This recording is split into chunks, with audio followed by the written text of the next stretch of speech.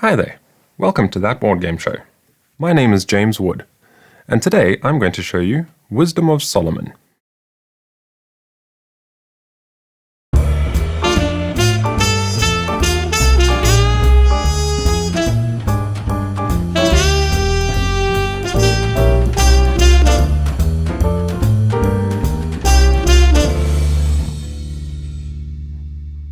King Solomon reigned over the kingdom of Israel during its golden age. He commanded tribute from Israel's neighbors, expanded Israel's borders, built roads and fortresses, and kept the peace within the land. His merchants filled the kingdom with exotic goods such as spices, ivory, apes, and peacocks. Perhaps most famously, Solomon also built the temple in Jerusalem, a golden place of worship lasting hundreds of years. In Wisdom of Solomon, players act as governors for Solomon, sending out workers to gather resources, build structures, and expand Solomon's influence in the kingdom. The player who curries the most favor by game's end will be crowned the winner. You'll see that I've got everything set up already for a two-player game. However, I'm here all by myself. So what I'll actually be doing is today I'm going to show you the solo mode. In the solo mode, which basically simulates a two-player game, I am playing against an AI represented by these black pawns and controlled by this cloth bag. Inside this cloth bag, there are various action tiles which will come out, and I'll explain what each of these does as we go, but basically what happens on the AI player's turn is they will draw an action tile from the bag, do that action, and then it bounces back to me, essentially simulating what a second player would be doing. So they're going to be blocking off worker placement spots, they're going to be taking buildings, they're going to be gathering resources, etc. What I'll be doing on my turn is basically the same as in a normal two-player game. So with that all said, I think the best way for me to demonstrate and explain is to just start playing, and I'll explain the various actions, the thought processing, the strategies as I go. You will see over here that Jeroboam, the AI, has got this first player marker. So he is always the first player. You'll also notice that we've got these fortune cards already in front of us. These are basically like special actions that we can take. So if I show you this, you can see this one is Liberal Soul. Spend any 3 resources to gain 10 favor. Favor is tracked around the edge of the board here, and it is both the points and the currency of this game.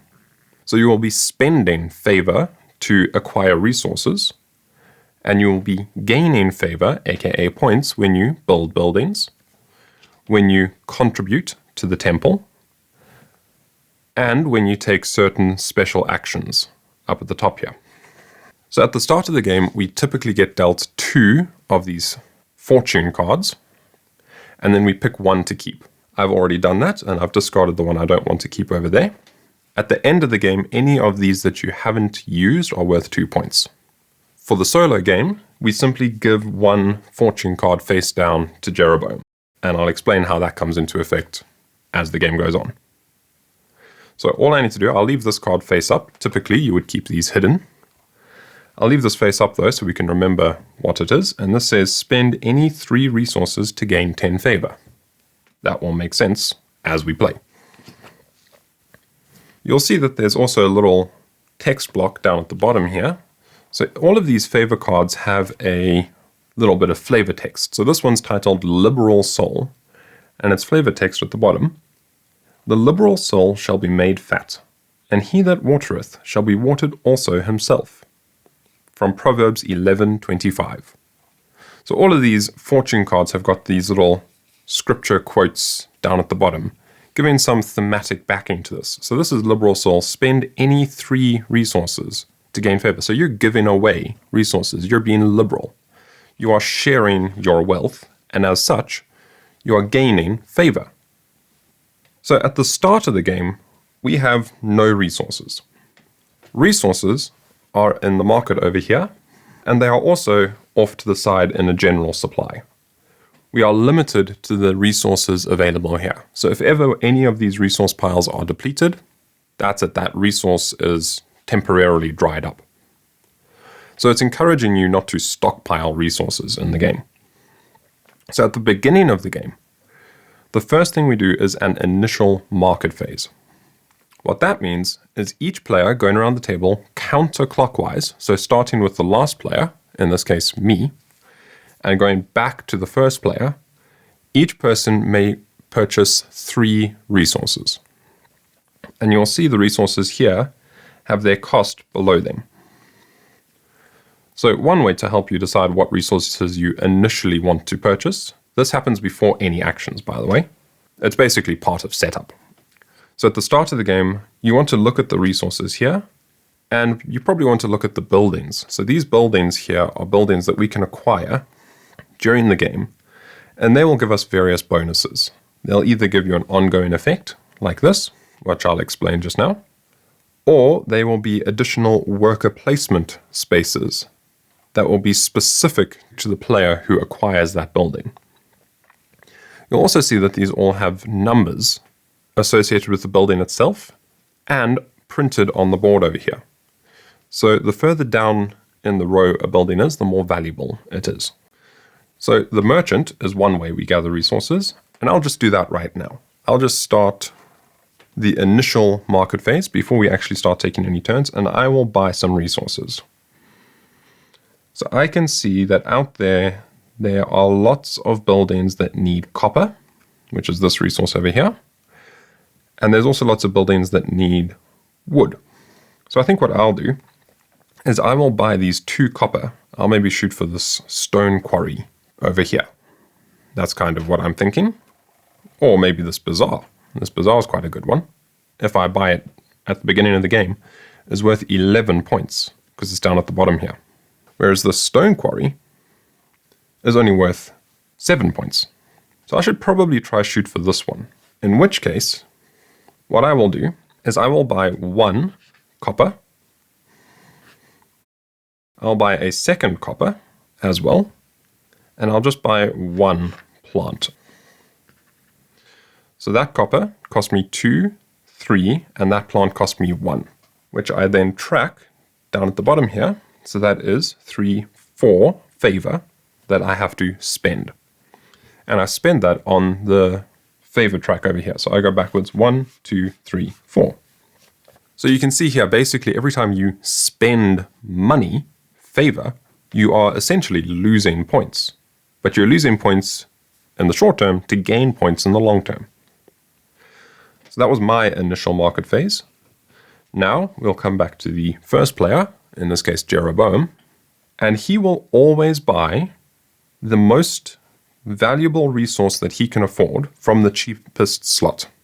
So these resources are ordered in value from most to least. So the most valuable is gold, followed by copper, followed by stone, then wood, then food.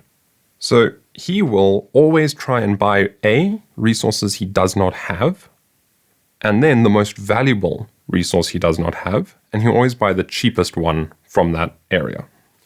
By the way, I didn't have to buy 3 things. I may buy up to 3 resources at the start of the game. You can choose to buy less.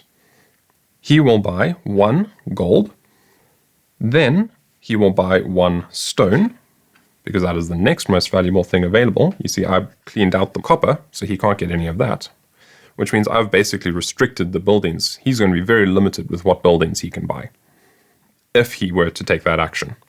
Then the next thing he'll do is he'll buy 1 wood. So that total is going to cost him 2, 3, 4 favor as well. So just like me, his favor tracker drops down 1, 2, 3, and 4. So now we are basically done with setup, and it is now his turn as the first player. So the first thing we'll do is we'll dig in this cloth bag, give it a shuffle up, and we will draw a tile, which is a region tile.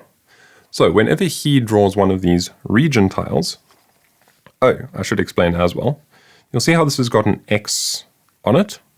You'll notice that there's already some of those on the board. This area here represents the land of Israel. And basically all we're doing in the land of Israel is we will be sending out workers to gather resources from these various locations. We're sending traders out into the land of Israel to gather resources for us to then build buildings and contribute to the building of the temple. These tiles, when they're on the board here, are referred to as shortage tiles. So basically it's restricting, you see that space there. You could usually send a worker there and gain 1 copper. But because this shortage tile is covering it, that copper is in short supply. There are various ways we can manipulate those and get rid of them, but basically it's just limiting the availability of resources out there, thereby making us more dependent on the market. So whenever Jeroboam draws one of these shortage tiles from the bag, he will place a worker in that space if he can. So we'll set that tile off to the side there, and we will place one of Jeroboam's workers down here in Negeb, and he will gain 1 stone from the supply over there and add it to his collection. And now it's my turn. I'm trying to get this bazaar, this building card. In order to get that, I'm going to need some more food. I only have 1 of the 3 food I need to get that building. So what I'm going to do is I'm going to take one of my workers and send it over here to Aram. When I go to Aram, I get 2 food from the supply. So I now have everything I need to go purchase that bazaar. The reason I'm doing that this early on is 1, it's quite a good thing to build up resources, and 2, as you saw, Jeroboam, or another player, can swoop in and take those resources. And the only other place to get 2 food is in Philistia over here, which is having a shortage. So Philistia, there's a drought in the land there or something, and they are short of food. So we can't go there and take food from them. They've barely got enough for themselves. Whereas Aram over here has got surplus. They've got more food than they know what to do with. So for 1 worker, I was able to get 2 resources. And that's it. That is my turn. So turns in this game really go by very, very quickly. You know, it ticks along quite fast. There is a fair amount to think about, a fair amount to strategize on. But at the same time, once you know the different buildings and the different things you can do, you can really get going with it very quickly. So that was my turn. We're back to Jeroboam. So, once again, shuffle up the bag, draw a tile, and this tile means that he would place one of his workers on a building. You see here we've got these buildings with these circles on them, these worker placement spaces. So this action tile matches that. So if he had managed to acquire a building, he would then place a worker on that building and try to do its action. However, at this stage, as you can see, he has no buildings. This is right at the beginning of the game. So what we do, whenever we draw a tile that he can't benefit from, he can't do anything from, we set that aside and we draw another one. This guarantees that he will always do something. So we dig in the bag and we draw another tile, and this time it is the market. You'll see here it matches this market space. So that means that Jeroboam will send one of his workers over to the market, and he will acquire as many resources as he can. We'll look at his supply over here, and we'll see he's got 2 stone, a gold, and a lumber. The first thing he always does when he goes to the market is he tries to buy any resources he does not have. The first thing he's going to do is buy one of these food. He's going to take that over there, and he's going to pay 1 favor. Now, you'll see that he's got one of everything available to purchase. So the next thing he'll do is an action that we haven't yet seen. He is now going to sell resources back into the marketplace. So he's going to take one of his surplus stone and sell it back to the market, and that's going to gain him 4 favor. So he's going to go up 1, 2, 3, 4.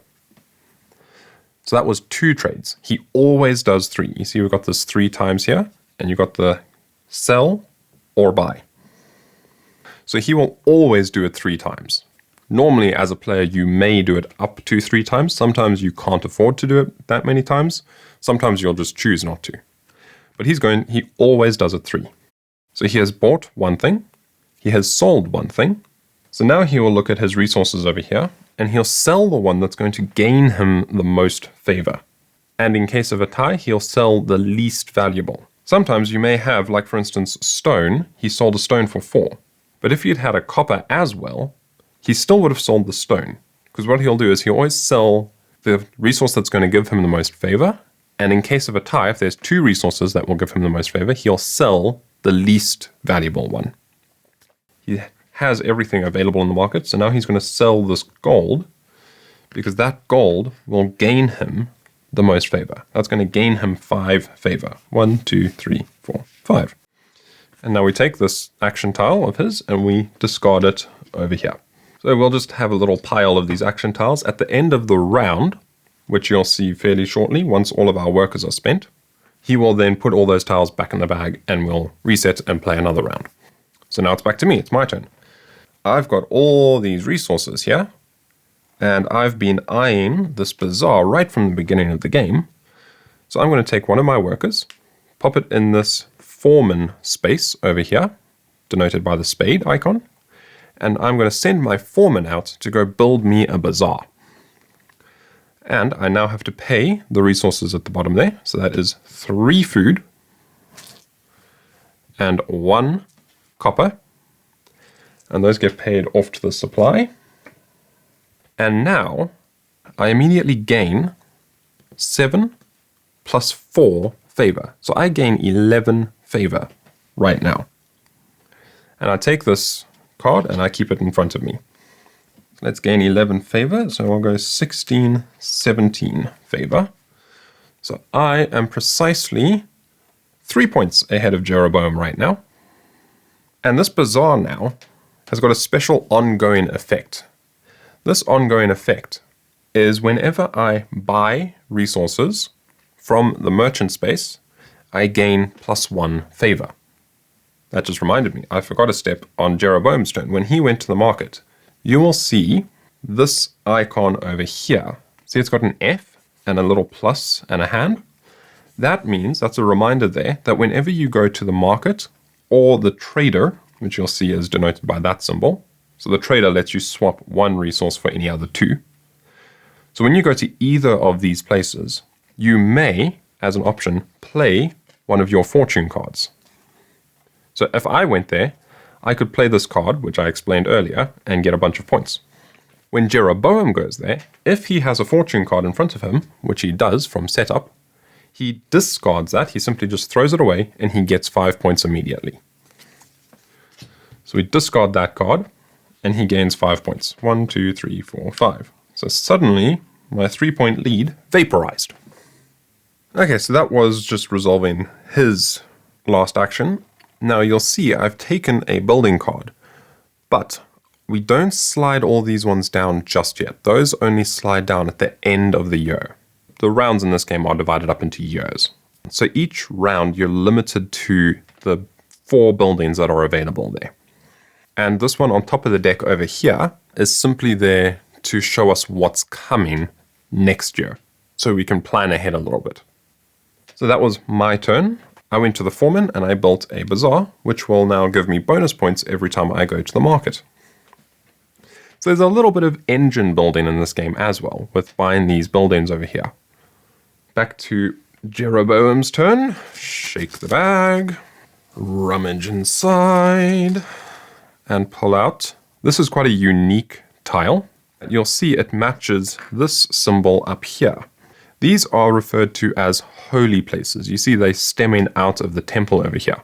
Whenever he draws a holy place tile, he doesn't do anything immediately. He sets that tile aside and he draws a second tile.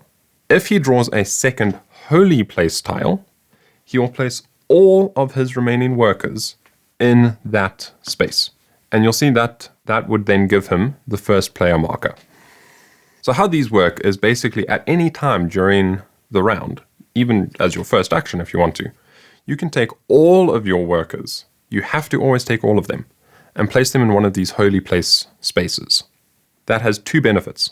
One, it gives you usually quite a good payout. So this here is a blue exotic resource which we can see over here. The blue ones are wild. They can count as any resource type. And you would get 8 points. Or you could go over here to the table of the presence, and you could gain 1 of every type of resource. So these can be very powerful actions, but you have to be careful about when you use them, because they use up all your workers. As soon as one player goes there in a round, they claim the first player marker, and nobody else can go there for the remainder of that round. So these are only available to one player per round. Now, while we're focused on here, let's talk about the temple. You'll see here that there's some additional spaces. Those are simply for more players. If you're playing with 3 players, you fill in those spaces as well. If you're playing with 4 players, you fill in these spaces. These tiles all have favor on the back of them. They're between, I think it's 6 and 10. So between 6 and 10 favor. 6 and 10 points, basically. The way you get those tiles is you send a worker over here, and you can pay the resources to contribute to the building of the temple. So that gains you some favor, and it's also one of the game end triggers. If ever at the end of a round, all of these tiles have been claimed by the players, the game will end at the end of that year. The same applies for something that I forgot about. So let's rewind.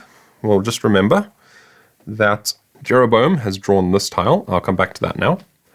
I just realized one of the other game end triggers is tied to these buildings over here, which are referred to as customs houses.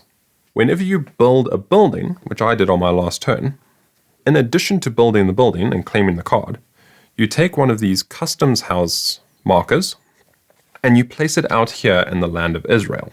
You see, you can place it in these little spaces. That's what those rectangles are reserved for. Why do you want to do that, you may ask? Well, the reason you would do that is now, 1, you have blocked off this region to anyone else. Only I can go and claim resources from that region. Nobody else can send their workers there and get that resource. Another thing you do whenever you place a customs house is you place one of these roads. When you place a road, you can place it anywhere. It doesn't have to be adjacent to the customs house you just placed. At the beginning of the game, you would want to do that though. So for instance, if I put that over there, now I've linked these 2 regions together. So if I put a worker over here in this space with my customs house, not only do I get the wood, I will also get the stone. And if, in a future turn, I manage to build another road off into this region, then I can get resources there as well. So you're building up these networks with your customs houses. And that is one of the other game end triggers. When any player has depleted all their customs houses, you finish out that current year and the game ends. Okay, so let me actually think. I've just dumped that there at random. Let me rather think about where I should place that. I can see over here these buildings need quite a lot of copper. Copper and stone. So I think if I take this customs house and I place it down here in Edom, I'm going to do that. And I'll place this road going over there into Negeb. And now in the future, when I place a worker here in Edom, I will also get stone. Okay, so that's rewinding and finishing off my last turn. Back to Jeroboam's turn, he drew this holy place symbol, which matches the Ark of the Covenant. So the first time he draws one, he does nothing. We simply set that aside and we remember. So we take that and we set it aside over here. And now, the second time he draws one of those symbols, which he did not this turn, he will put all his workers there. He just drew this Levite tile. This Levite tile means that he is now going to come over here to the temple. Let's put his bag over there. I'll discard that over there. So he's going to send one of his workers to the temple, and he is going to pay those 3 resources. Now, it just so happens that he has exactly what he needs. So he will head over to the Levite space, and he will pay a food, a lumber, and a stone back to the supply, and gain one of these temple tiles. He can take any one he wants. It doesn't really make a difference because it's totally random luck of the draw. Now, what I should do is I should keep this hidden. I should keep this secret and just put it over in his supply so I don't know what he's got. But what I'm going to do for purposes of this video is I'm going to show you the other side. So he just got basically the best tile you can get. He has now received 10 favor from sending his Levite off to the temple to contribute to the work there. Oh, you'll also see here that he could pay those 3 resources or a gold and a copper. If ever he has all those and he can choose between the two, he'll always pay the more expensive because technically it's less resources that he has to spend that way, even though they're more valuable. In addition to gaining the points, gaining the temple tile, he also gains 1 fortune card. So he comes over to the fortune deck and he gains a fortune card. We don't look at it or anything, we just put it face down in front of him. Basically that is 2 points at the end of the game, or if ever he comes to the market or the trader, he will discard that and get 5 points. As a player, you would get another fortune card which you can add to your hand and play it at any time. So that was his action. We are now back to me. And what am I going to do? I've spent all my time thinking about his turns. I haven't thought about mine. Now, you might think that it would be a good idea for me to shoot down here, put a worker in Edom, and get a copper and a stone, right? Well, I can't do that now, because if I go there now, he is blocking off that stone place. Whenever you place a worker on a network, you do not get any resources for a space that already has a worker in it, because that resource is already spent. So let's see, I could go to the market, although now's not a fantastic time. I do have that bazaar card, which would give me bonus points, but I don't have a lot of resources, so playing my fortune card wouldn't really help. And those resources are all pretty expensive. So now's not a fantastic time to go there. I'm just going to do a very simple action, and I'm going to pick up one of my workers, and I'm going to send them off into the land of Israel to go do some trading with Judah. I'm going to go get some gold from Judah. As I can see, there's only 2 gold sitting in the supply here, so it's quite limited. And now I've got a copper and a gold, so I could either use that to go to the market and sell them, get in favor, or I could head over to the temple and get another temple tile. So that was my turn. We now rummage in the bag and draw the foreman tile, which would typically mean that Jeroboam would come over here to the foreman space and try to build a building.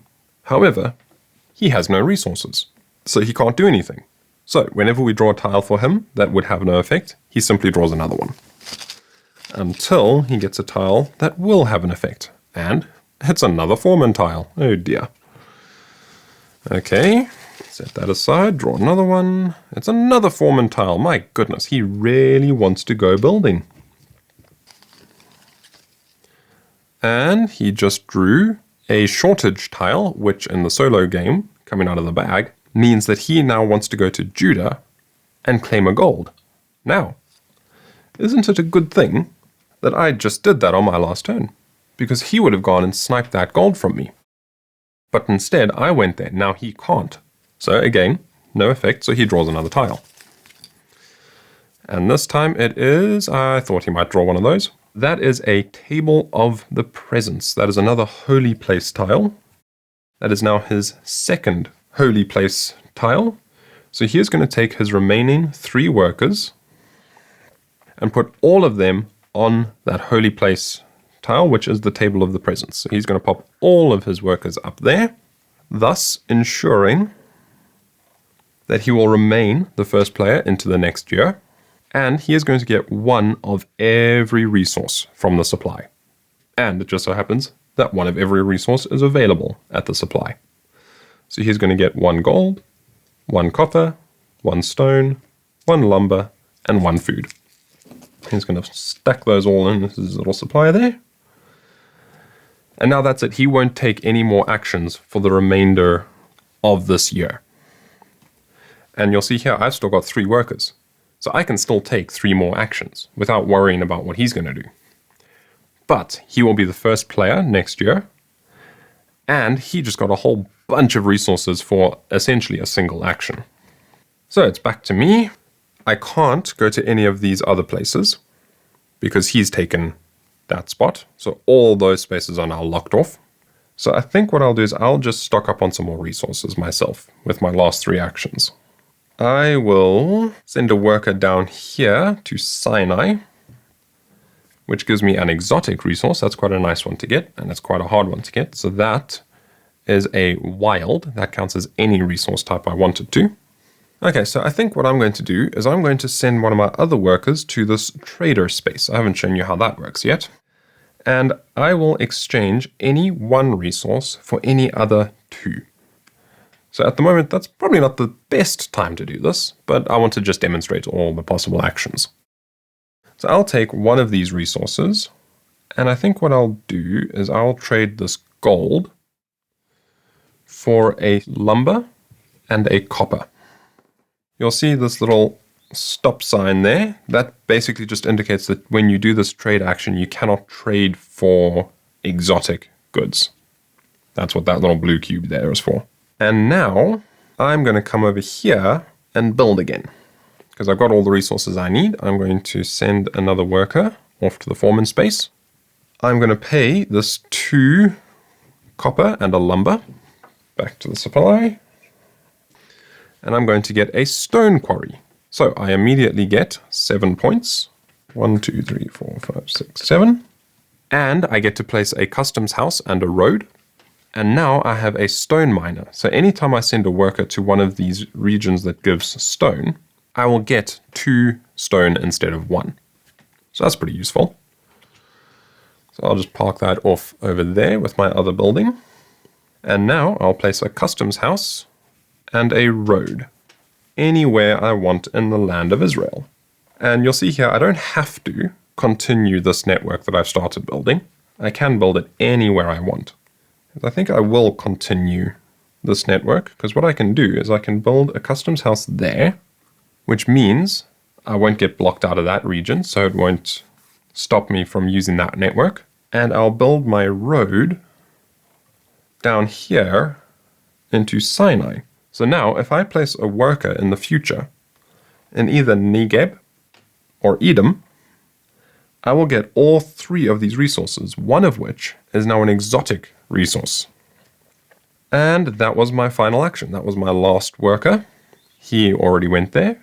So now we do the end of year maintenance. So first thing, everyone retrieves their workers.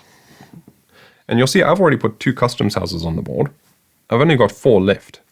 So this game can go by pretty quick. It's obviously taking a bit longer now because I'm explaining as I go. Let's retrieve all of our workers. We will retrieve all of his workers. We will reset the market. So how we reset the market is we slide down any resources there from the previous round. We want 2 resources in every market store. So we will now refill from the supply if we can. We'll take, whoopsie, throwing my food around. Oh dear. So we'll put 2 food over there. We'll put 1 wood over there. And we'll grab 2 copper and pop that over there. So now the market is replenished and we can go again. The next thing we do is we slide down all the buildings from the previous year. We reveal this new one. We flip over a new one there. And then we flip up this card so we can see what's coming next year. And then we would check for the end of game. We would see if all the temple tiles have been depleted. And we would check if any one player had finished off all their customs houses. If that were the case, the game would end. And you would simply add any points you have from the temple tiles you've acquired and any unused fortune cards. At the end of the round, you take all of these tiles from the solo mode stack, toss them back in the bag, and shuffle them up again. And now you're ready to play the next year. So we'd simply do that round after round after round, repeating these same actions over and over. So I think that gives you a very good sense of how this game plays, how the solo mode works, which is, I think, a really elegant system. You know, just having all the action tiles in this bag and you just drawing them out at random, it really simplifies the AI player, and it gives you the sense, it gives you the real feeling that you're playing against another person. You know, they take actions, they do things as though another player was sitting at the table. So it's a great way to learn the game. Should you be playing it for the first time, you can learn by playing the AI, you know, playing against him and just figuring out how all the things work. So I think I'll leave it there. Say thanks for watching, and I hope you enjoyed the show.